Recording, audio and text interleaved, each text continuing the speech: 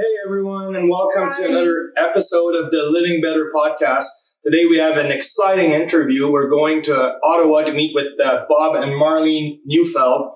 They've been they do sex therapy counseling for couples in long-term relationships. So that's going to be an exciting interview. We're looking forward to it. And before we go over there, we're going to shout out to our official sponsor. First one being the Sleep Monkey Premium Sleep Mask. We talk about it all the time. This is an amazing sleep mask. It blocks all the light, and it's truly amazing. We've been using it for, every night ever since we found it. So if you're looking to improve your sleep, seriously buy one of these. I'll put the link down in the description, and you won't regret it. Also, we have a new sponsor. We've been using the Perfect Sleep Pad, which is a cooling pad that you put, or a heating pad that you put on your mattress. So we have an exciting discount. If you go to the web page and you write Living Better 20 at checkout, you get 20% on all of their products. So that's a great discount. And as well, we are sponsored by Audible. So for American listeners, if you go to audible.com/living for the Living Better podcast, you get to have a free audiobook with a 38-day trial membership. So that's exciting. Audiobooks, basically, they're an audio narrated book that you can listen to while you commute, at the gym, or pretty much anywhere. So that's amazing. So without any further ado, let's get over there and do the interview. Ciao, guys. Bye. See you soon. All right, welcome everyone to Living Better podcast. So today we are with Bob and Marlene Neufeld, and we're going to talk about relationships and sexuality.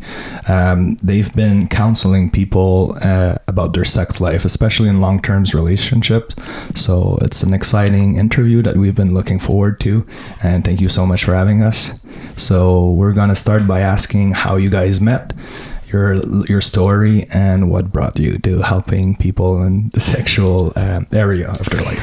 So we met on a blind date in 1966. But that wasn't really the beginning of our relationship. It was the beginning of our friendship. Okay. Yeah, so we were friends for years. We were in university, so we had, a lot of experiences with many people, but with each other, and we became closer and closer. We were friends, which was unusual, men and women being friends.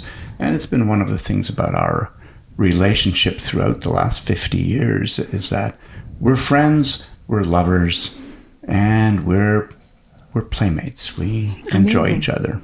Yeah. And why was it unusual to be friends at that time? Well, certainly at that time, boys will be boys. Yeah. And in those days, boys were all about scoring. Yeah. And it just didn't seem like the right way to be for me. Okay. And so I had many women who were friends of mine. Okay. And this one became rather a special She friend. became the special one. Eh? Yes, over time. Amazing. Yeah. Were you guys friends for how long before you? 3 years. Okay. And then Bob moved to Ottawa, and I think that sort of sparked things. I was still back at school. And so, we didn't have that opportunity to just hang out all the time. So it had to be more of an intentional when we were going to get together. Think of it this way. We didn't have iPhones, so we wrote letters. Oh, amazing. So think of it this way. We didn't even have money for phone calls. No. Wow. So we would write letters, and it would take a week to 10 days to get a response. We still have all those letters, by the way. Amazing. Do you guys ever look through them again and reminisce on those times? We haven't, but I was thinking about doing that in preparation for our 50th anniversary. Yes. Maybe pick out a few sort of key phrases. Of course. Yeah, that's awesome. Amazing. Well, congratulations to Thank that. And how did you both come about doing sexual practice together? I was a social worker. I was working for the regional government, and I was declared surplus from my job, and I was only 51, so I wasn't ready to stop working, but I really didn't want to continue in that kind of government job.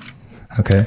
And I was a teacher specializing in first grade, 5 to 7 year olds, and was at the top of my game, but I could see the writing on the wall. It's a high stress job. Mm-hmm. I was going to be ill if I stayed another 5 to 7 years. Okay.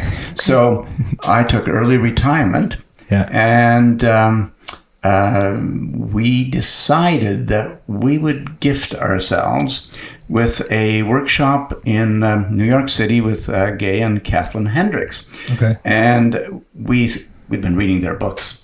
And we were so blown away by that. Yeah. And we decided to train with them in California. Wow. And that's how we decided that we would be working together as couples counselors. So we jumped into an apprenticeship program, Okay. which was all about, it's called the Conscious Living and Loving program. Oh. And it was all about personal growth, but also Okay. relationship growth. And we'd been reading these books and they'd already had a major impact on us, Yeah. but certainly working with these people in person for the next 20 years, I mean, we still are in contact with them, totally changed our life. Totally changed our relationship. It totally changed our relationship as well, because we, just before that, had our, what I would call our last sexual crisis. And so it all worked really well in terms of working with them and rewiring ourselves in our relationship. When you say sexual crisis, what exactly does that mean? Well, I think every couple goes through crisis in which they have to choose to stay together or not. And we certainly have had some of those. And this one, we had gone to couples therapy, and we'd gone to sex therapy, and in fact, the sex therapist didn't help at all. Okay. Didn't help at all. So, but it was, to have that person there was useful for us to look at ourselves, and so we were the ones who did way more than the homework. Okay. And it really did change things over time. yeah, and so we were pretty ripe for what needs to change in our relationship. So we had done that a couple of times already, and we were going through a transition in terms of both sort of quitting our permanent full-time jobs and what were we going to do instead, and we certainly weren't ready to stop working. So meeting Gay and Kathleen Hendricks in person just sort of blew us open in terms of the possibilities of what life could be, what relationship could be, how we ourselves could be bigger and better and different than we were. Mm-hmm. That's pretty amazing. So when you said crisis, was that in your beginnings, or you had like a different ones throughout your 49 years relationship, or? I think the crisis we had in the, I guess it was the late 90s, was not the same crisis that we'd had earlier. Like earlier, it was more to do with parenting and being young parents and all the stresses of that, and the church we were involved in, and how men were treated differently than women, and all kinds of various things. Yeah, and you have to remember, being a young family with kids is a challenge to just about everybody. I mean, it's interesting. I was with one of my men's groups on Sunday, and this comes up with the young men. They say, we don't have time. We don't have time for each other. We don't have time to do everything we need to do. We went through that, but this was different. I think it was sort of like we'd been together almost 30 years. Yeah. Things had become routine, dull. We weren't communicating well about it. We weren't, I don't know, and I mean, without going into a whole lot of detail, my body actually told me this wasn't working. So I started experiencing all kinds of pain. Oh, wow. And for me, part of my experience at that time was I really interested in deepening this relationship further?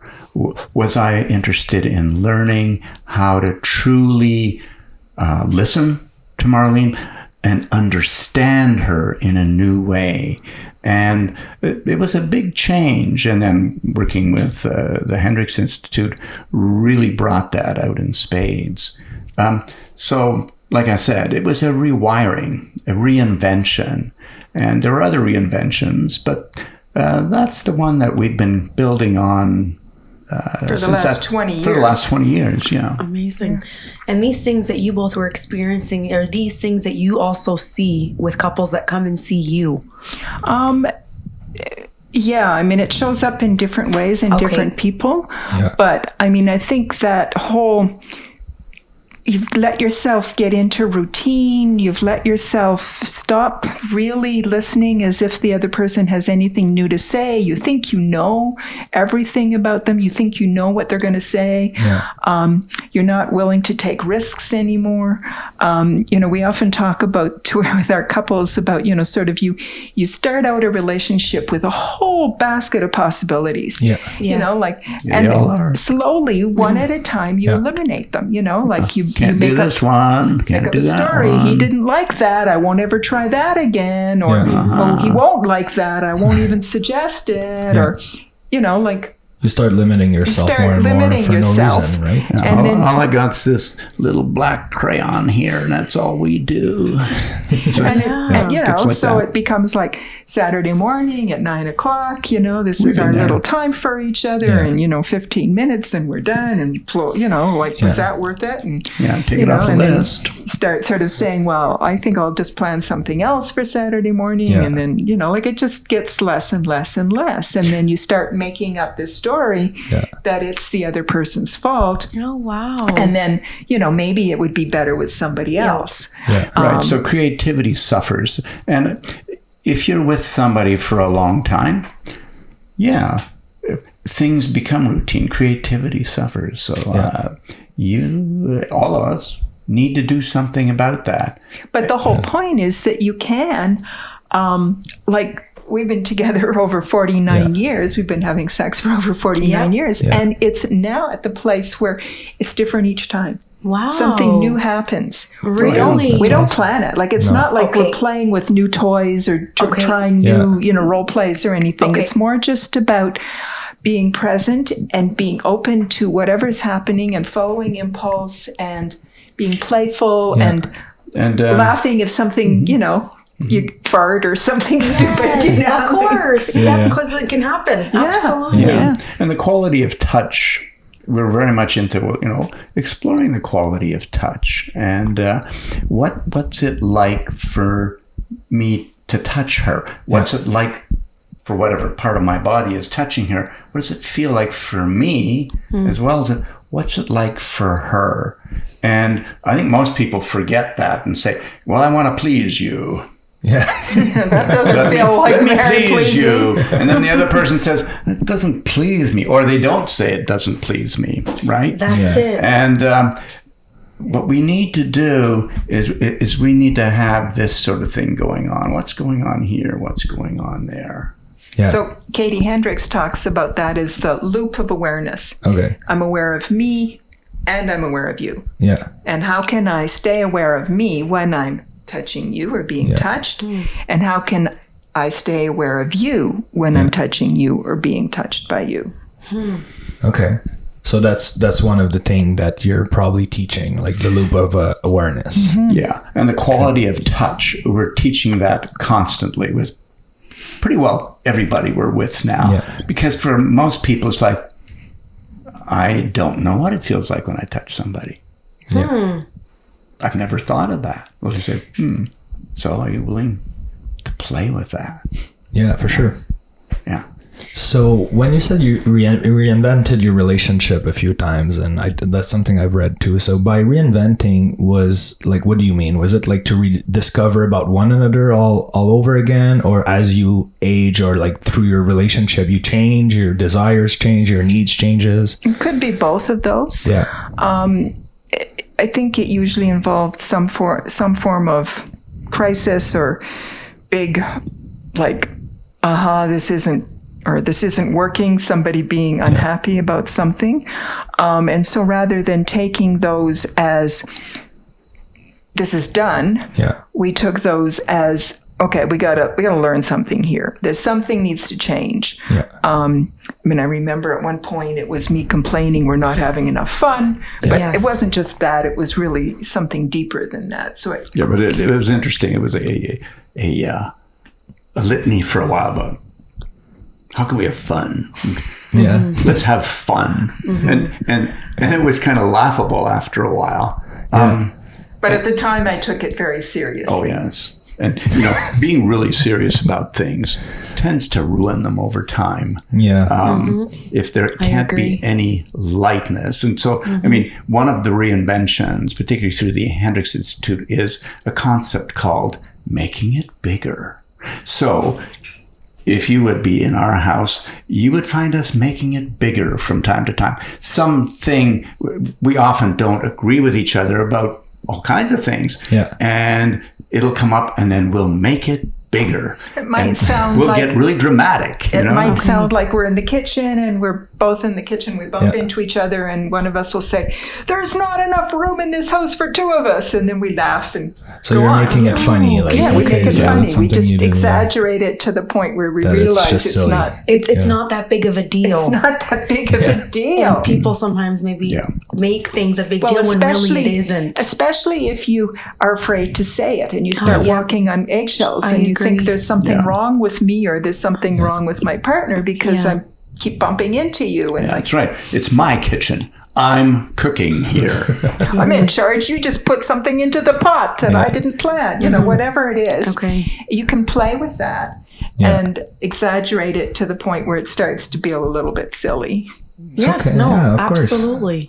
So you guys have probably seen it all growing up. You start from an era that you were writing letters, and now there's internet, phones, there's all those dating apps, there's temptation, ease of access, you can, and all that stuff, right? So that's part of our generation a lot more than you guys growing up to this generation. So how do you incorporate that into your practice to kind of help, I guess, maybe like, let's say us, a young couple like us, to maybe put that aside, or how do you manage that? Well, first of all, the putting it aside is really important. Yeah. And people often need to create a really good agreement around that. Okay. Yeah. And just sort of saying, "You'll put it aside, won't you?" and not getting a response isn't going to do it. No. A good agreement involves people both expressing, I can't put it aside because of this. I'm expecting a call from her. I have to be on call or whatever. But creating a time, a place when there's no interruptions. Yeah. That's really, really important. Yeah. For example, there's a couple that we worked with who made an agreement which seemed to work for them, where it was, at 9:30 they put their electronic toys away, And that's it. and they climbed into bed naked. Okay. Whatever happened naked, of course, was up to them. And they were really open about it. But the point is we want to get away from the electronics and into our bodies together. Wow. And that was, I think, a pretty great agreement that they had. It is, We yeah. hope they're still doing that. I Yeah. haven't seen them for a while. But and the other thing to say about electronics is, there was always things that got in the way in the past too. Even though that there's no phones, there was. For example, I'm curious. Dad reading the newspaper Okay. at the breakfast table. Yeah. Okay. And the kids are there doing stuff, and Dad ignores the kids. Yeah. I mean, that is an old story. You probably have an image of that one from goodness knows some old movie. Well, it's really the same thing as playing on your phone. You're Okay, right, yeah, it's or true. watching TV or whatever. That's another era, right? Yeah. The guy who watches TV, or the woman can do it too, and he ignores everything. I'm watching the football game. Yeah. That's it. Yeah. Leave me alone. Leave me alone. And, we have lots of people in our offices talking about stuff like that. You know? Okay. And, So it's not the technology, it's what's underneath the technology. Why are means you putting doing this? time Yes, aside, why are you yeah. doing this? Are Put you that- are you avoiding intimacy? Are you scared of something that's going to happen? Are you preemptively protecting yourself? Yeah. So the technology is just an easy way to avoid escape. intimacy. Right. But it's people have always avoided intimacy because it's scary.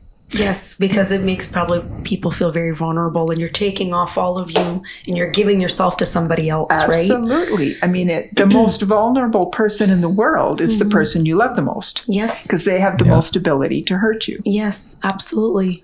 That's true. Absolutely. I find for us as women, we connect more when we start getting physical with our partner. I feel as women, we get more attached easily, if that makes any sense, compared to a male who kind of sex is just sex. I've heard that before, like sex is just a physical thing and that's all what it is. You know? Do you know what I mean? I would say it's not 100%. Like it's I've more emotional for certainly women. met women Okay. where sex is sex, Okay. and men who are longing for the emotional connection. But it's probably more true than the other, and it's certainly supported by the media. So that, I don't think we're born that way, but I think we're socialized that way. Okay. Men are still socialized to think of sex as something they can get. Yeah. Okay. And I'd like to say a few things about that. First of course, all, go ahead. 40%, I would say, of people who come in our office, women, are saying, I'm not getting enough sex. Okay. Yes. Okay. Yes. And maybe, Surprisingly, maybe the right? other, and 60% of men. But it's interesting that what does that mean often? Yeah. And a lot of those people, whether it be men or women, is more that they are saying, I feel connected to you emotionally if I have a physical connection Yes. to you. And yeah, there's lots of guys out there, and certainly the media, as you said, promotes it. Seemingly, they just want the gratification. But most people we see, it's not about gratification. Okay. It is more like, I want to connect with you, and sex is one of the ways I do that. Okay. And and it's easy to polarize. The polarization is, I want sex, says somebody on this side, because I'll feel better, and the other person says, I'll feel better if I feel emotionally close to you, then I'll be willing to have sex with you. So we got to get emotionally close first. Yeah. Okay. And then they don't go anywhere because they're fighting over which comes first. That's it. I Instead agree. of Our we both thing. want both. yeah, this is a team sport, folks. Yeah. No, It is I a team agree. sport. You got to Absolutely. play as a team. Yeah. I agree. Yeah. Yeah. And almost everybody forgets that somewhere Yeah. in their life. So if you find yourself saying this or that, and Yeah. if you just change it to this and that, you both want physical connection. Yes. You both want emotional connection. Yes. Of course. Which you do first isn't really important as Okay. long as you Yeah. do both. As Yeah. Katie Hendricks always said, the answer is yes. It's just Right. yes. Yeah. Okay. It's true. It's true. Yeah. So why in your practice, what do you think is the biggest obstacle to intimacy, and why do people they start off, I was reading on your website a bit that you're saying at the beginning, it's more of like a hormonal thing. It's dopamine. It's that rush of excitement of a new person, a new body, a new feeling. Right. And then down the road, it seems that every couple at some point struggles with that. So is it because they get too busy? They don't prioritize it anymore. They take each other for granted. What is it? All of the above. Okay. Plus, I believe that the job of relationship, the reason we're doing relationship is to heal whatever needs to be healed. Okay. So inevitably, stuff's going to come up. Yeah. All your unhealed stuff, all your unloved parts of yourself, all your things you learned in childhood that need to be fixed or healed, or what I don't like the word fixed, they'll but whatever, surface, right? are going to come to surface, and they surface in your closest relationship. Because you feel safer, so that That's you right. can bring them up. So here it right? is, Yeah. So it's not, yes, we get busy, all those things, Yeah. but really it's going to happen anyway. You just have to expect the inevitable will happen. That first dopamine rush lasts 6 months to 2 years. Yeah, I've read a book on that, and that's what they say. Yeah. And then the inevitable happens, and you got to face yourself. Yeah. Got to face yourself. And you can, at that point, leave and start over and have the first, dopamine rush again with until somebody else. yourself Get addicted to comes that. in. Yeah. Until you come in, there you are again.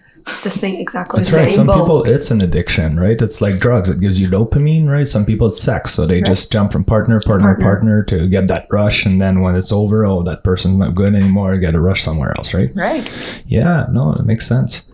So for couples, let's say, like, what would be your best tips in regards to a long-lasting relationship like yourself? Because you're an example, right? There's not many people that are 49 years together, like seriously nowadays. Yeah, I agree. Well, and if they are, they may have settled and sort of gone sort of dead in their relationships. So Yes. So how you keep it alive and all those tips that you might have. Well, certainly one of the things we've said is we reinvent. You have to say, how can we be creative? How can we do something different? Or for a while with us, it was, how can we be some way that's so totally unlike us? Yeah, something just... It was something that worked for us for a while. We were doing that.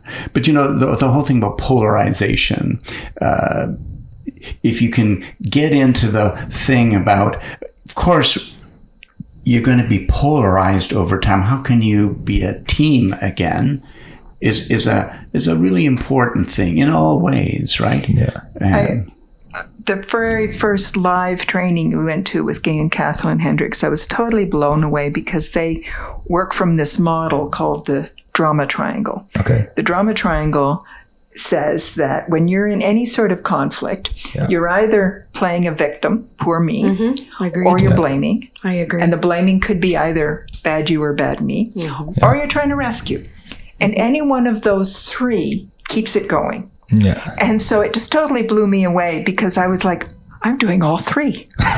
No wonder I'm exhausted. Yeah. I'm doing poor me, bad you, rescue me, rescue you, poor me, bad me. Like I just was just turning around, Yeah, I was a big rescuer. I noticed how I wanted to save her all the time. And just stepping off that and going, oh my God, look what I'm doing. Yeah. Recognizing the pattern, recognizing how I'm participating in this, getting present, noticing what I'm feeling, being able to communicate in a way that's, in Gay and Katie's words, unarguable. Like unarguable isn't you don't love me anymore, because that's totally arguable, right? Yeah. Of course. So unarguable is I'm scared. Yeah. I notice my heart's beating really fast right now. My stomach's tight. You're not going to argue with that. No, of course not. Of course not. Yeah. Yeah, you're right. No, absolutely. Again, I think it's knowing that, and but also communicating that with your partner, right? And learning to listen. Learning to communicate in a way that can be heard, but also learning to listen for something new. Listen for the thing that you think, like if people stop listening right away, or they start telling their own story, or they're listening for what can they criticize in what the person's saying, what can they judge. There's all kinds of what we call listening filters. No, you're right. And if you can really just listen, and listen as if this person, as you've never heard them before. Okay. And see if you can see what's new here. What have I not heard? What do you really need me to hear? Yeah. Right. I can remember certain places, even in this house, where I sat and heard something totally different 20 years ago when I switched off my usual knowing of what she was, because I didn't. And I still don't. I still discover new things about her all the time. Wow. And, people often say, well, we've been together so long. We, there's nothing new here. Well, there's lots new, because we're constantly evolving beings. I agree. Yeah. And there's always something new, right? Yeah. Right. So you asked about tips. Yeah. And I'd like to talk about something else. And that is in the sexual area, a lot of people get so tight in what they do, which is very little. So we spend quite a bit of time working with people in terms of saying, how can you expand your understanding of what you're doing here? Yeah. What is sex anyway? What, all you think it is it's intercourse, or it's a certain kind of orgasm. Well, how could it be way much more than that? You know, Giving and receiving pleasure. Yeah. You know, Exactly. whatever that means. And how can it be fun rather than it's something we do and I feel really better after we've done it? Yeah. Or I just get my release. You say that and you say, Yes. well, that's nice. Very That's nice. true. But how can you get much more than Just that. Yeah. How can it be an emotional, physical, spiritual experience that you're involved in with somebody that is just the best person you can imagine? Yeah. Okay. Oh, wow. So you ask that question to make people think about how they can, instead of just rushing through it or just making it like something they have to do, being more of a pleasant experience, like it used to be, right? Yeah, and we might like we when you might start give a them baby, little hopefully. exercises to do that get them, out of their current thinking. Like this one couple we were working with yesterday, they realized they were just touching each other's arms. Okay. That's all they were asked to do. But they realized that they had polarized around limits and freedom. Okay. So in this case, he's the designated lower desire person, and he wanted her to respect his limits. Okay. Oh. By limits meaning what? like He said, "I'm going to touch you. here- Can touch me from here to here." And she That's it? touched him That's all they were there. asked. They were asked to have as a part of conversation. the So this is a little exercise. exercise. You can still do everything you want to do Yeah. other time. This is a little exercise. Okay. She kept going over his limit. Okay. What we realized, just by asking a few questions, is that they had grown up with a whole different stories around limits and freedom. She had never had limits. She said, "I set my own rules." Okay. He, on the other hand, had grown up with very strict limits that were gradually expanded as he developed, as he earned the trust. Yeah. I mean, there was nothing wrong with either of their upbringing, but they were now playing this out in the sexual realm. Interesting. Like all they were doing was touching a part of their arm. Yeah. But this thing happened that we were then able to explore. Like if we had said, now touch each other's genitals, we would have gotten totally stuck in what that meant. But because it was just the arm. So we'll give little exercises and then we'll listen to them talk about what was that like? What did you learn? And then we'll look for the thing maybe that's been playing out that sort of The is underlying keeping them problems or underlying something. problems. Yeah. Okay. Yeah, for her, it really blew her away that the whole thing about freedom was underneath a lot of her stories, right? And It's true. I It should makes have sense. the freedom to do what I want. Yeah. And, it's a very creative part of this person. And yet here, it was not getting her what she wanted at all. And she had gotten caught in thinking he's boring. Well, people do that, right? They think, it's his fault or he's boring. Yeah, or, and then it was just like, oh my God, like I'm creating this. I'm setting it up by his says, touch from me here, and I just keep going a little bit over the line. And no wonder he was not in. He was shutting down. Yeah. So what, in terms of desires, desires fluctuate, right? So let's say 1 week, my sex drive might be through the roof and hers is lower because she's tired and I don't know, she had a big week, whatever, or vice versa, right? And how do you suggest people navigate that in their relationship to kind of come to an agreement, or how do you deal with that, right? So that you don't resent each other, like, oh, you don't, I'm like, I have a sex drive, you don't fulfill it, or, vice versa throughout the years, right? So this may be a bit simple, but most people don't have conversation around this. No, most people are shy. That's about right. it. They have assumptions about it. Yeah. And they make, they come up with stories about, I'm the higher desire, you're the lower desire. And I need more than you can give me. And you can look at it a little bit different. Again, with people, we say, before you do anything, have the conversation. But what do you want to do?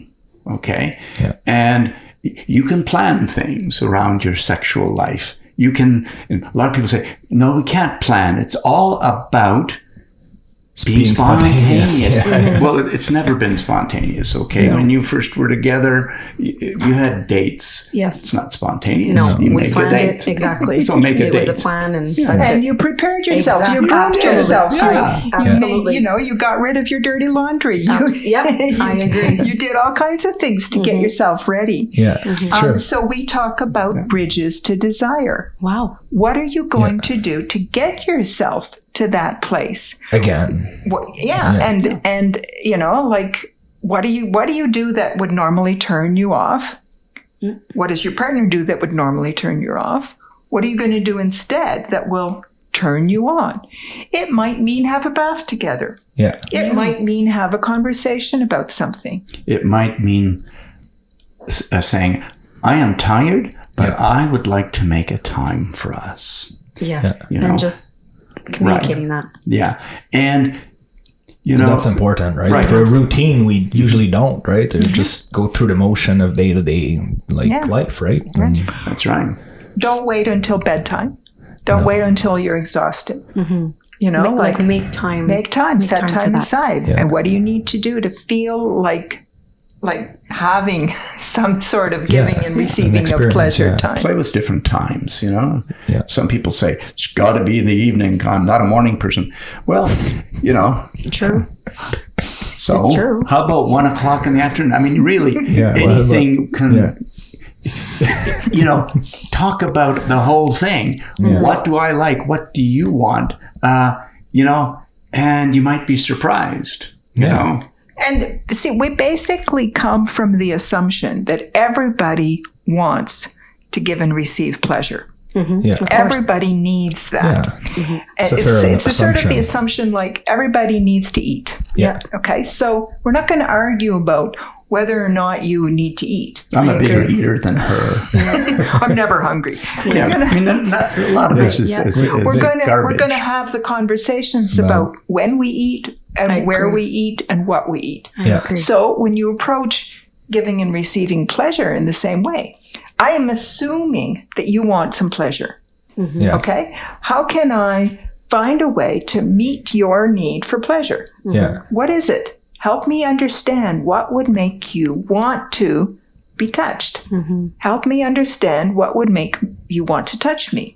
Wow. I don't know what that is. Nope, it's true. And it People might be never have different. those conversations. exactly. They never have that. No. I never had that in my past relationships. No. I'm learning to communicate more with her, actually. That's something new. I'm at that level now, Right. but I wasn't at that level before. And to have the conversation without blame, yeah. I without agree. you not doing it right. Well, I don't know what right is. Right is, tell me. Tell me, Have right? a conversation with curiosity. Yeah. Yeah. I want to learn something new. And think about it this way. So yesterday you liked this. Yeah. Today, maybe you like something different. Yeah. Yesterday was ice cream. Today, I want fried potatoes. No, it's it's true. as simple as that. I agree. Yeah. It But I fluctuates. wouldn't know that you No. want fried potatoes. I'd be serving you ice cream. Yeah. And 'cause you'd be that's- turning it Not down, again. and I wouldn't know. You're right. No, people don't do that. Eh? No. They don't. We started doing that actually, in other areas of our life. But every Sunday we talk about like what went well during the week, what could be improved, and what we want or need for the following week. Right. So this is a little bit what you're saying. Things Right. changes from week to week, day to day. Your needs, your wants, Minute they change to all the minute, time, yeah. minute to minute. And I know that in one of your podcasts, you talk about learning to say no. Yes. I think that's absolutely essential in the sexual arena. Yes. Like unless you feel like you've got permission to say no, unless it's safe Yeah. to say no, you're not going to really say yes. And Yeah. your partner is not going to know when you're saying yes because your partner doesn't know what you really want, So that learning to say no is like such a big part Oh, yeah. of how to have good communication with each other. Yeah. Well, in all aspect of life, right? Yeah. It's an important thing, that we learned last year. Setting boundaries, right? Yeah. And not letting people step over them. But those are great tips. So I think you had a question in regards to what was it again? I don't know, but Sorry, yes. So this is something that came to me too. Do you feel a lot when you say that it's very important to be not only aware of yourself, but your partner? Do you sometimes feel that people they're only aware of themselves and they only choose to be aware of what their needs are, and they're not really being open of the other of your partner? I think that some people naturally are more I would use the word stuck inside. Okay. Caught inside. They get caught here and they have trouble looking out. And other people are naturally what we call other directed. Yeah. Like that's me. Yeah. I'm always. And so recognizing which you are. Okay. And learning to do both. Okay. And so it's actually a practice. Okay. Of, as we said earlier, that loop of awareness. The ability to shift my attention from where I habitually put it to where I don't habitually put it. Yeah, and to be so more attentive, right? Just Switch shifting my attention, consciously doing that, suddenly the world is different. Wow. Yes, we've really learned to practice that because I'm more of an out person. Yes, and I'm more of an in. Yeah. Okay. And so I could tell you're the louder one. She's more of the so I need to go internal back one. here and say, okay, what's it like here for me? Yeah. And she needs to do the other. And and it really works well in a whole lot of ways because if I'm distressed, I will reach out. Mm-hmm. When she's distressed, she'll go in. Right. Yes. And so we've had to really learn what that means rather than me taking it personally. If I touch her and she says, don't touch me right now. It's normal reaction is you feel rejected, right? Yeah. I mean, that's the traditional thing, Yes. And then I blame her, right? That's the traditional thing. Mm-hmm. No, what I need to do is honor that she needs to be in right now. Oh, okay. And I need to go in and figure out what's happening here rather than just going out. And that has worked really well for us. She's learned how to reach out to me. Amazing. Yeah. And so like 20 years ago, a sex therapist told me that I needed to come out more. And it's like telling me didn't work. No, it just made me resent it and, Yeah, it was okay. But somehow together we've created a whole new dance, I think. Yeah. Of I now I know that Stan Tatkin, one of the people we've studied with, talks about this as having a owner's manual for your partner. You need to know what makes them tick. Okay. Yeah. So I know that touch makes him tick.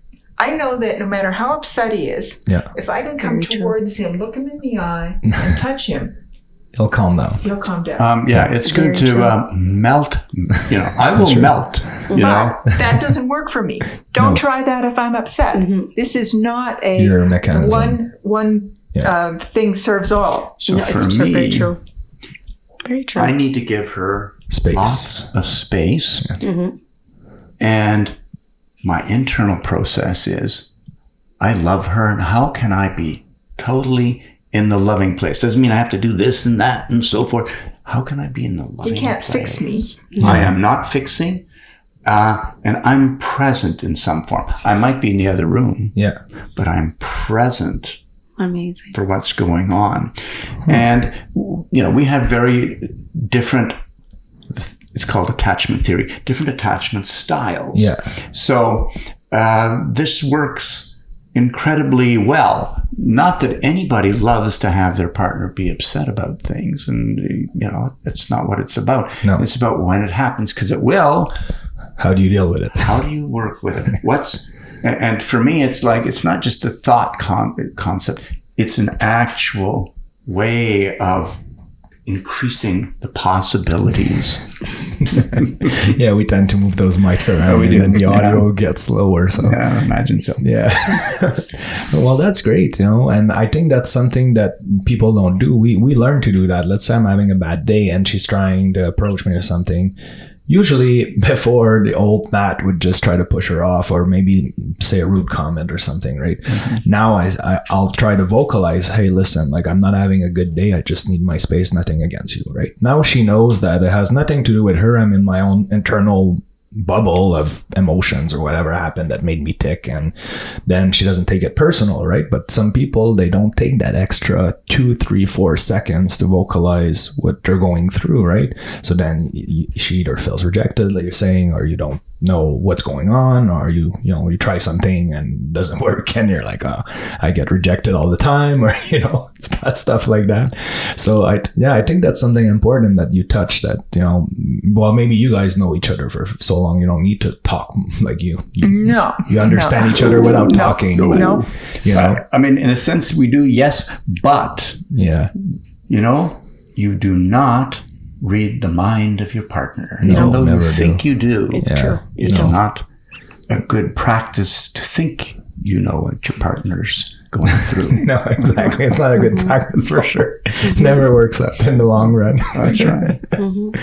Okay, so by being creative and playful, you guys have children.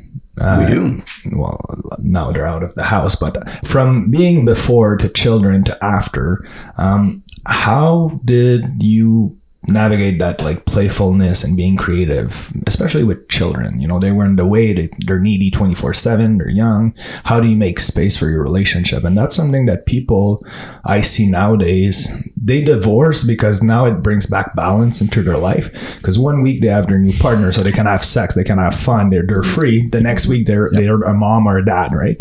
And that's the solution for, like, our generation. That's what people do, because they don't know how to make space for their sex life with children around, and they get tired, exhausted, and whatnot. So do you have, like, how did you guys do that? Well, one thing we did was we created times of not being with our children, right? Amazing. Yeah, like date nights, or put them away. We try to do that sort of thing. We try to say, well, 1 or 2 weekends of the year we are away. Yeah, which means you have to find people to take care of the kids. Babysit them, Many people won't do that. No. So, I mean, that was one way that worked quite well for us. Yeah. I would say we weren't very successful. I think we would do a better job now. Yes, but you tried. We've learned a lot since then. Yeah. But yeah, I think that children benefit from their parents having a secure relationship. So whether that means, one of the things we talk about is creating a goodbye ritual, creating hello ritual, creating a good night ritual, creating a good morning ritual, so that your children know that when so-and-so walks in the door, such and such will happen. You will stop whatever you're doing. You will greet each other. You will look each other in the eye. You will kiss. You will hug. You will say certain kinds of things to each other. You will, whatever it is. How was your day, honey? Whatever it is. The children know that. And they might try and get your attention, but that's all part of the game. And you get to play with that. And so you also let your children know that mommy and daddy time is important. Amazing. And, and you, in front of them, you say nice things to each other. Yes. You appreciate each other out loud in front of your kids. What a concept. We've talked about that with some people, and they say, well, I would never say that in front of my child. Well, why not? Like, I love you, or stuff like that. Your child needs to hear that you find your partner attractive, physically attractive. Yes, so that's a good thing too. Like, oh, isn't your father so handsome? Or you're sexy, honey, today, look at you, in front of your children. In front of your children. Okay. Yeah. So my father did that. Oh, wow. Okay. And mine didn't. Okay. Not at all. But my father had a practice of that. So for me, it was something I probably forgot when we had young kids for a while. Okay. Right? But, we have a definite practice of it now. And, our kids, our younger son said, when I was about 13, 14, something changed with you guys. Wow. And I said, oh, that's what is it? Yeah. He said, well, I think that is right. That's when we started doing some pretty big personal and relationship work. Right. Okay. And I think what he was seeing is we were more willing to be a team and also to do what we call appreciation. I mean, we have an appreciation ritual now. We even it's in our daily schedule. What do you do? We do the appreciation thing, and sometimes they get silly and funny, and sometimes they get really deep and beautiful and loving. So, and a lot of it has to do, it can be about physical, it can be about clothing, it can be about something you do or something you are, and it can go on and on. So we get quite creative about it. Well, that's great. I think that's another thing that people don't do, right? They just say the bad stuff. They don't say, hey, like like what I was saying, our little ritual is to talk about the week, right? So I'll say, hey, this week, like you cook an amazing meal, or you did this, you did that. And if there's something that, let's say she did that I didn't appreciate, then I can address it too. Like, I think maybe we could work on this, and then it doesn't build resentment, right? That's the thing with couples. They build resentment, and then they disconnect, and then they look at each other, and then they don't. Go ahead. Well, research has shown that it takes at least 5 positives to outweigh 1 negative. Negative so, speaking. if you're saying negatives, Yeah. you got to make a point of saying 5 positives. 5 every positives. time you're saying Or negative. 5 positive experience to outweigh it, right? Yeah. Right? We've had people in our office say, well, he's got to earn it. You say, this is nothing about earning. It's not about money and stuff. Yeah. No earning involved here. This is a relationship between people who love each other. Yes. It's about loving and appreciating and earning. That's another concept for another place altogether. Yeah, no, you're right. Yeah. Some people are like that, eh? You've probably seen it all, Absolutely. What's your biggest success story of, let's say, a couple that was totally disconnected and you brought back on the right track, or I don't know, whatever? Well, we often don't hear of them. Okay. Which is good, right? Which is good. We have 5 couples who worked with us, and then they've been coming to annual, we call them our advanced couples retreats. I would say they're our biggest success story. Right. That's been happening for well over 10 years. I'm also thinking about early on, like 18 years ago or whatever, we met this couple, and their youngest child had just left home, and they realized that they had absolutely nothing to say to each other. And I think we only worked with them less than 6 months. And they sort of said, well, where do we start? And we said, it doesn't matter. It doesn't matter where you start. There's this big wall between you. Any little brick will do. And start by breaking it down. 1 brick at a time. And, there was some difficult conversations, things that were hard to hear. But I don't know, somehow they've started communicating. And I remember about a year or 2 later, we saw them at the National Arts Center. And we saw him put his hand on her back as they walked in. Okay. So And it was just, we just sat there and made you happy. made us happy. Like, they never phoned us up and said, you changed our lives or anything like that. But I could just feel that there was something different between them. different. They had gone from I don't know, nothing to say to each other to now touching each other in to now public, just right? And just naturally. reconnecting. Yeah. So I consider that a success story. Yeah, of Well, course. yeah, of course, that's But an amazing story. they never told us anything. No, but you could read that from what you saw to now. There was a big improvement. yeah. Right? I'll tell you another success story. Yeah, go ahead. We this is a young couple, and when young couples come in, you think, well, they're fighting, but maybe they have still some sex together. None. Okay. Oh, no sex at all. No sex at all. Okay. And it was like, well, I'd like to have kids sometime. How is it going to happen? And so what we did is we worked with the touching exercises and a little bit here and a little bit there. And a lot of investigating, what had happened in your past, that you might have a particular attitude and so forth. So 6 months, but seeing the man every week or every other week or so. And suddenly, bam, they clicked, right? And they came in and they said, suddenly we were having fun. Wow. So something unblocked. Something happened. And my thought is, no idea where they are at this moment, of course, but it was like sometimes it's easy to get discouraged, Yeah. Have you done the homework? Well, we did a little bit, No, they did a little bit and a little bit and a little bit. Yeah. And suddenly, bam, they broke through some barrier. So we've seen that in quite a few couples over the years. And would you say a good thing is to not take yourself too seriously, that people make it too much of a big issue, when actually if they would go back to having fun and being more playful, like you say, that they would take down that barrier, because they probably make it bigger than it is, right? We're not having sex, it's your fault, my fault, you're boring, I'm boring, we're all boring, whatever, If it isn't working out for you sexually, it becomes a big issue. Yeah. If it's working out for you sexually, it's not such a big issue about sex. And there's other things that are become just as important. But couples, whether heterosexual or other, sex is a big deal if it doesn't happen. Yeah. If it doesn't happen If at it all. doesn't happen. I agree. Yeah. Absolutely. Because it's a need for almost everybody. Yeah, of course. Like you were saying, we have the need to please ourselves and please others. Like it's a need like eating or anything else. Yeah, absolutely.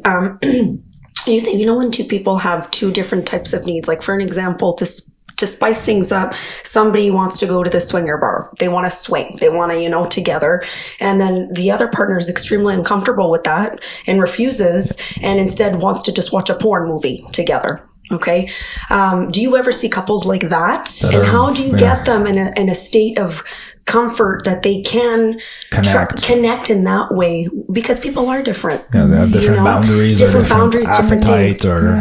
And is that okay to feel that way sometimes when people want to swing or want to be more open or bring a third party in a marriage or relationship? Is that healthy? I think it depends how it's handled. Okay. We have certainly worked with that issue with couples. Okay. What we're really looking for is what's underneath that. Okay. Rather than staying with, this is what I want. Well, this is what you think you want to satisfy something. Let's see if you had that, what would you have? So looking for the thing. Yeah. It can work if, a very big if there's really good agreements. Okay. Really, really, really good agreements.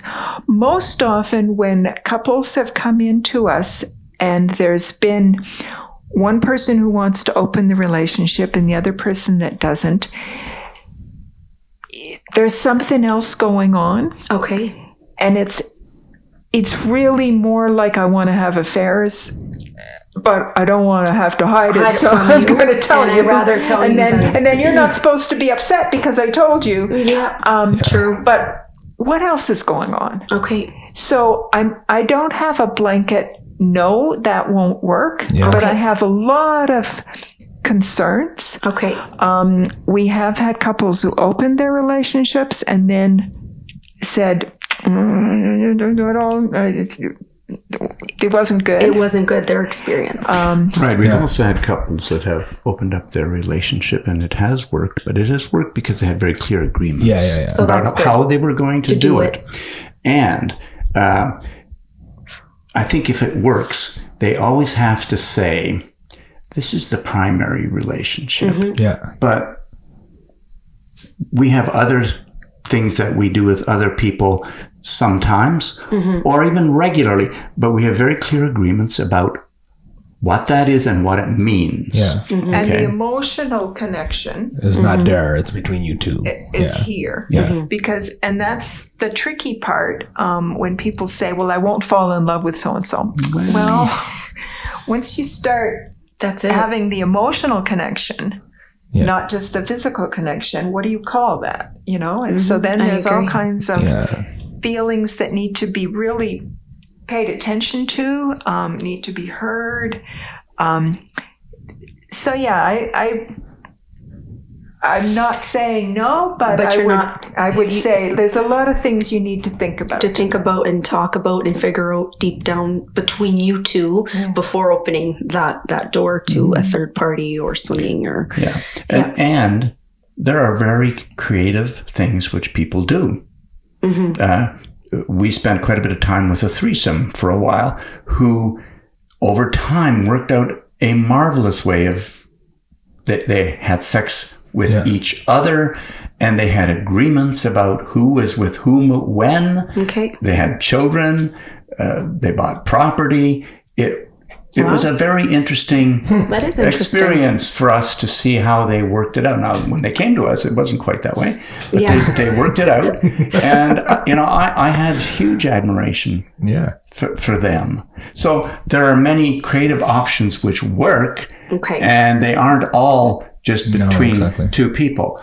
For us, it's between two people. The other thing is that fantasy is not reality. And no, very true. So if I have a fantasy about something, the reality might be very different. But I can share my fantasy with you.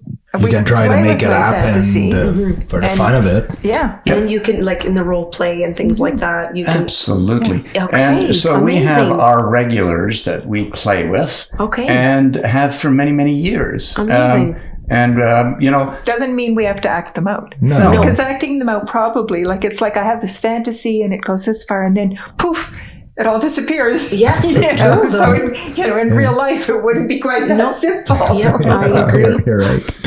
Yeah. I agree. Have you guys ever done sessions with same-sex partners? Absolutely. Oh, yes. Amazing. Yeah. We've done sessions with male same-sex partners, female same-sex partners. We had a couple that were both transgendered that we worked with for a while. Amazing. As we said, we've worked with polyamorous threesomes. We've worked with people who are poly who both have outside relationships. Okay. But have this We're as not. well. We don't judge what kind of relationship it is. But if you want to improve your relationship, then we will work with you. Amazing. Yeah. Wow. Because you come from that era when either it was just very hidden, so people wouldn't talk about it, and it was kind of taboo, to our generation where you have everything and anything, right? There's all sort of things. So was that ever something was an issue for you, or you learned to grow with it because you saw all generations, you've been through it all, from all those changes and all those, Well, when we grew up, it was either you were hetero, and then there was those guys hidden over there, right? Yeah. And I wasn't even aware. and she wasn't even you aware. Were. I was aware because my parents talked a lot about these sorts of things, which was sometimes good and sometimes not, given that they had certain prejudices. But we've, if we were growing up now, we might be together. And we might have a lot of other options we would be also playing with. But of course, we aren't. So, but they're good fodder for fantasies for us. Yes, exactly. Yeah. No, I get it. So that's another tip for couples, that it's, important to, to have that excitement, is to build fantasies and know it's not a reality and get creative. So that's really absolutely. great. Those are really good tips for couples out there. Yeah, of course. Being creative's the biggest part, right? Getting out of that routine, breaking the habit, doing different things, different places. Taking risks. Taking risks. Communicating. Right. Risk like what? Like jumping in someone's backyard pool? Who knows? Who knows what the risk is? I mean, it has to be Go your naked risk. in the sea or something. It might be Absolutely. an emotional risk. It might Yeah. be sharing something you're afraid to share. It Okay. might be taking a risk to hear something you don't want to hear. There's all kinds of risks. Yeah, no, you're right. Yeah. And making this a priority. Like, people just forget about each other, taking each other for granted. Exactly. Maybe it's obvious. Well, it's not. So, it's important. Well, thank you so much for thanks having us today. You guys are absolutely an inspiration to be together for that long, and you're still kicking it, and you're still getting excited in the bedroom. That's amazing. And we wish that for all the couples that are out there. Yeah, for sure. And this is your moment to plug your practice, because obviously we thank you for the interview, and we want people to know come and see how you to access you guys if ever the need be. Yeah. And So we do 2-on-2 okay. couples counseling, and we do it via Skype. Okay. Though I've heard Skype is not private enough, and so we're using Zoom as well. Yeah, Zoom's a new thing. Yeah, I heard about it. We do couples retreats. Okay. We have one potential for, like we have our advanced couples retreat, but we have another one that would be open to anybody. And by retreat, you mean where A like you go weekend. somewhere? Go off to a place for a weekend. We have a place in Lanark County that we go. Okay. Wow. Like you rent a cottage maximum or? 6 couples. We rent it's a huge rambling farmhouse on a farm. Oh, okay, cool. Wow, we should do that, honey. Yeah. That'd be fun. Maximum fine. 6 couples, and Wow. we just, That's right. plan activities and have lots Nice. of fun. Yeah. We run a 8-week, 16-hour, fairly structured program. So it's 4 hours every other week for Or 8 weeks. 2 hours a week.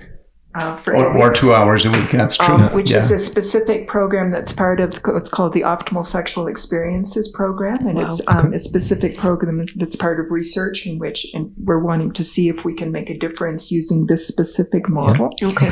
That's under the Dr. Kleinplatz, a sex therapist here in town. So those are the 3 Nice.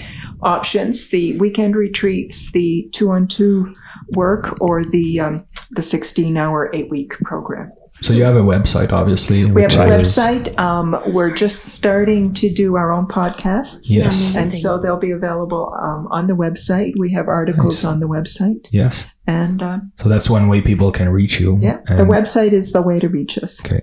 And we have a mixed crowd. We have Americans, we have Canadians. So even Right. Americans, they obviously we've won't come worked to with Ottawa, Americans. but by Many. Zoom, they can talk to you guys, We've right? worked with people from Europe. Yeah. Wow. It doesn't really matter. We just have to synchronize times. Yeah, and your outreach is all over, right? So With these workshops, with the retreat, do all the couples speak in front of everybody?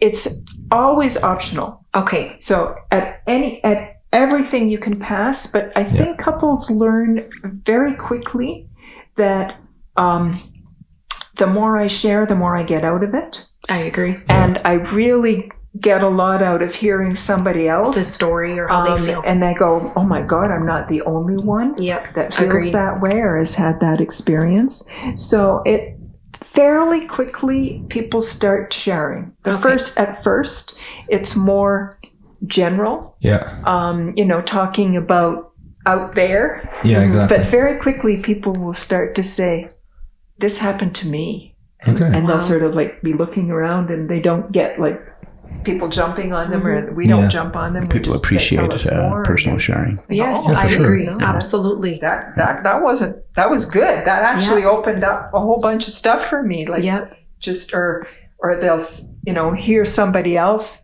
and go, oh my God, it's okay to talk about that kind of stuff. Right. Well, that's Exactly. it. Yes. And then they all open up. Oh, I can swear here. They start swearing. Say, whatever. very sexist terms or whatever. Yeah. Whether That's it's cool. swearing or whether it's talking Just about your own private like stuff. details about, wonderful. Yeah. So are those like couples that are having issues that goes to this retreat, or it can be just couples that want to have fun and share and exchange? We would like nowadays to work with couples that have sort of the basic stuff worked out. Okay. Like, Yeah. you know how you have to go to a therapist and do the real work about the really deep issues. Yeah. So our weekend retreats would be more beneficial for couples who Halfway there. they're halfway there. Yeah. They know it could be better, but they're committed to each other. Yeah. They're not halfway out the door. They're not talking divorce. They're not they're not really. I mean, we used to when we ran them first. We used to have couples that were really ready to end it. Okay. And it was tricky because over the weekend, by the end of the weekend, they would be really committed, but then the issues wouldn't have been resolved, so that then they would go right back into the big thing. In fact, we had one couple that came, I don't know, 3 or 4 years in a row before they finally ended it. And I always thought, well, maybe it wasn't the best thing for them to do to come to these weekends, because maybe they actually needed to end it sooner. Yeah, okay. Wow. Well, that was one of our questions too, that before we finish, like how... Sorry about that noise. That's it's okay. Water filter. It's fine, no problem. Background noise, we'll try to edit it and take care of it. But anyway, so when do you know that like people are over? Yes, they're like it's done. That is, yes. They come to see you and you're like, there's no way we can rescue those we people. can help Well, you. we don't know that. Okay. Because sometimes I've thought that and it wasn't true. Wow. Okay. So really, we're more just creating an opportunity for learning. Okay. The majority of relationships are are learning relationships. There's something you can learn. And if you're open to learning, you can stay together. And if you're not open to learning, there's no point. There's no point of even. But I clearly remember one couple who I know are still together who I thought were done. Wow. Oh, okay. Okay. And, So it's all about working things out, because you'll have to work things out regardless in any relationship. You'll have to start all over. You'll have to face your demons, your issues, your childhood unresolved stuff and whatnot, right? So like you said, are you willing to, are you willing to learn? Willing to learn grow? whatever it is that you need to learn, not what your partner needs to learn. Because a lot of couples come in with one person wanting the other person to be fixed. Yeah. And once they finally realize that they've got some issues too, and they're participating in this little dance. Yeah. Well, think of it this way. Gay Hendricks says, 80% of the relationships out there are about learning. Yeah, of course. 10%, they're toxic and they need to get apart. And maybe you can help them, but you can't decide whether they should be apart. And then there's 10% that are celebrative relationships, which are people who are pretty consistently having fun and enjoying the physical as well as the emotional, spiritual aspects of their relationship. And, we all want to be in that 10%, but we all have to learn a lot to get there generally. And I think that maybe that's something you can relate to, because you've been together for a long time. So your relationship evolved a lot. And I was reading on your website that nowadays you have like the best sex of your life, compared to when you met each other like years ago. And that's what's beautiful, because the more you stay in a relationship and you work things out, you readapt, you readjust, you reinvent yourself, the more it grows into being a stronger bond, right? That's for sure. And that's what's beautiful about it. A lot of people that just call it quit never get to that point, right? They'll never get to that point in any relationship. It'll always be the beginning superficial stuff, right? Yeah, go for the dopamine. Yeah, go for the dopamine and chase it indefinitely. What do you think, how many times do you think that couples should be having sex a month? It's a good question. It's a great question. Yeah. I don't think there's ever been a really good answer. No. The best answer I've heard is that if you haven't had any form of giving and receiving touch, giving and receiving pleasure for 2 weeks, it's hard to get started. Interesting. 2 weeks. Yeah. Okay. That's not enough for me. Amazing. Amazing. Yeah, absolutely. Same amazing. So I advocate for more. Okay. But if for some things happened and it's been over 2 weeks, I would say, like the couple we worked with recently, she said, because we had this little exercise they were supposed to do, she said, I wasn't in the mood. But I was so surprised at how good it was. Oh, wow. Once I got going. Once she got into it. Once I said I'm going to do it. Amazing. It's like that in life and everything. Eh? Sometimes you just don't want to do something, you start doing it and you're like, I'm getting a kick out of it. And if you've got some reliable things that will get you there, I know that if I look in your eyes and we, do 5 minutes of what we appreciated about each other, I'm going to be way more open to touching or being touched. Absolutely. Okay, that's only 5 minutes. Yeah. Like, man, that's the best, that's worth $1 billion. 100%. The people that know that but aren't willing to do it because they think that they shouldn't have to. Mm-hmm. Yeah. Like, what a waste. No, you're right. It's so true. Yeah, it's beautiful. Yeah, it really is. What is it for you, Bob? Well, there's a thing called quality, and it's quality over quantity. Yes. So we always say that, that's what you want. You want to have a quality of giving and receiving pleasure, and it can happen in a whole lot of ways. I mean, some people, and we do this sometimes too, it's like, quickies can be great, Yeah.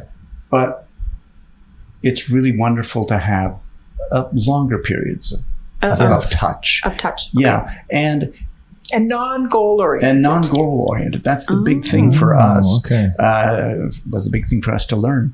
So, which means what? Not rushing for an orgasm. Yes. Okay. For sure. You're not heading for intercourse, or you're not heading for orgasm. You're not heading for anything. Yeah. Those things may happen if you feel like it. Yeah. But when you have a goal and you think that it's only good if you get there, then you discard all the good stuff. The good things that can happen. For us, not being goal oriented means that suddenly something new happens. And it happens regularly. And I For haven't us. planned it. It is not okay. planned. Yeah. There's the spontaneity, you see. You hadn't planned. You gave space for it. You took your time.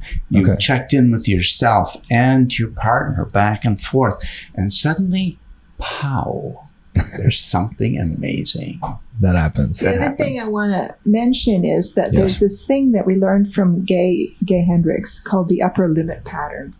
And we're going to do a podcast on it. There's a little something on our website about it. But it's this thing we all do to keep ourselves down at a more familiar level. Okay. So when things are going well, we all have our own particular way of sabotaging that. Yeah. And we need to understand what that is, because yours is different than yours and yours is different than mine. Yeah. And until I recognize that there's something I'm doing unconsciously Yeah. to bring myself down, and it could be criticizing myself, it could be criticizing you, there could be a million different things that we do. Something that breaks that good run, that good Recognizing happiness what that's it going is. on. Yeah. So, I mean, every couple that comes to see us starts to feel good. And then something happens. Yeah. And they say, see, it didn't work. Or, you know, So Something true. or they whatever. got, And they So don't true. realize that what they've done is they've hit up against that upper limit of their ability to feel good, to feel positive, to feel close, to feel loving, to get pleasure, whatever it is. And so that's key. And so I don't want to lose that point that we'll explore that in our own podcast. And like I said, stuff on the website. Yeah, for sure. We'll be listening to that. Yeah, that'll be interesting for Yes, sure. absolutely. But one example of that would be what? Like, let's say that you saw from a couple that you work with that they're on a good note and something happens. Like, just give us Criticism. an example without the name. Criticism. Like, it doesn't matter. But criticism. Yeah. So everything's going well, Everything's and then going well. I love you so much. Yeah. You're great. having But good sex, you didn't having do fun. blah, blah, blah. Oh, and it ruins it all. You always say that when we're having a good time. You can't have a good time 2 days in a row. Yeah. So then you're fighting about that Yeah. instead of like, About trying to get back on that Yeah. fun stuff, you know, Yeah.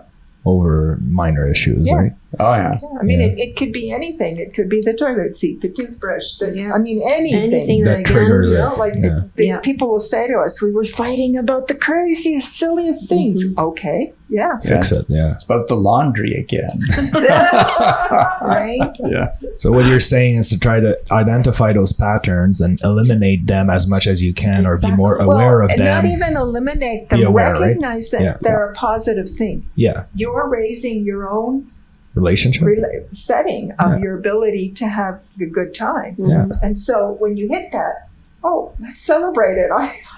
I bumped up against, I can live like low and sort of dull and Yeah. gray, or I can start to have more fun, and then like there's more light and the shadows look a little darker, and Yeah, it fades away. More. Okay, well that's good. That's a very good tip. Yep, very good tip. Yeah. Well, thank you so Thank much. you very Seriously, it was much. amazing. Yes, it was. Thanks for your time. And Yes.